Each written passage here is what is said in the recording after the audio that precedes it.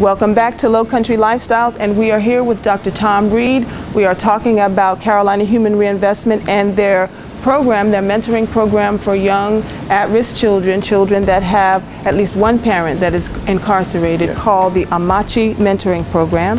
And we are about to discuss the importance of mentoring on the lives of young children, all children. Everybody needs a mentor. I have a business mentor.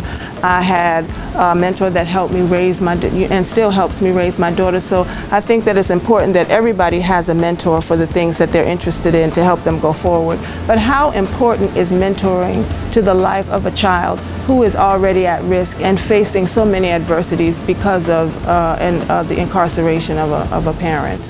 Well, it's extremely important. The children that we talk about at risk, one of the things that they believe no one listened to them. Right. You'll be surprised how many children believe that their parents are incarcerated because of something that they did. Wow. Or they were not all that they could be, and that's why their mom and dads did certain things or have a certain lifestyle or certain environment. A mentor is so important to a young person because it's all about the young person themselves. Right. Just someone to say it's all right to be you. Right. You don't have to be 10. It's all right just to be you.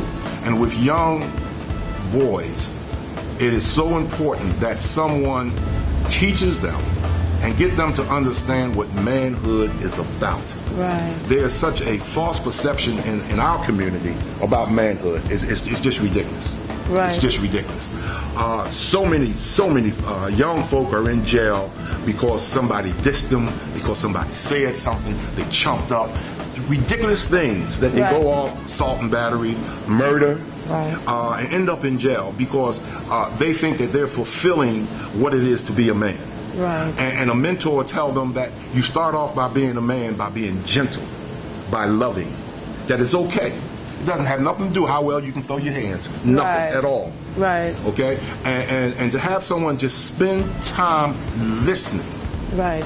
Listening. That is so important. You know what, Dr. Reid? I think that people need to understand that I don't care how good a child is, if there is a large amount of time when that child is not being supervised by someone, there's always a possibility that they're going to find something to get into. So I don't care if it's a child that you don't generally have problems with, they need to have supervision. They need to have someone there that knows them, understands them, and can chaperone them, supervise them, and like you said, keep those positive words and those positive thoughts in their mind. If they're left to their peers, if they're left to themselves, you just don't know what's going on in their minds.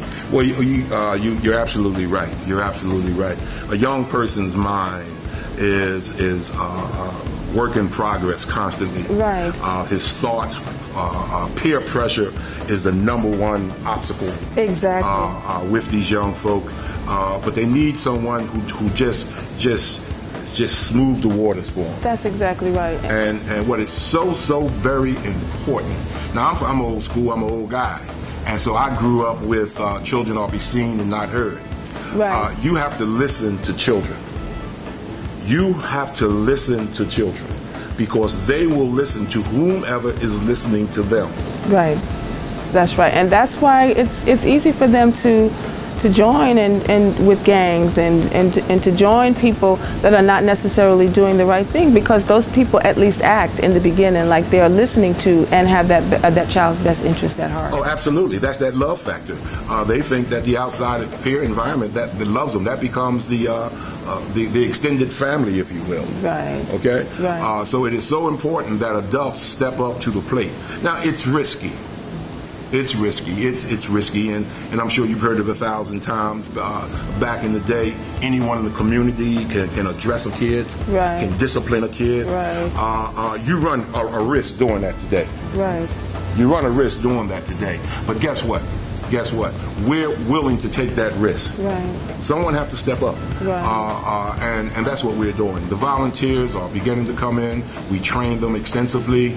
But the first thing that we test for is a genuine concern and love for these children. It have to be there. And once we feel that we have the right person, then the other things begin to take place. Well, we'll be right back, and we're going to talk about a little bit more about the program, also the counties that you serve. We certainly want you to let people know how to get in contact with you, so don't go anywhere. We'll be right back with Dr. Reid.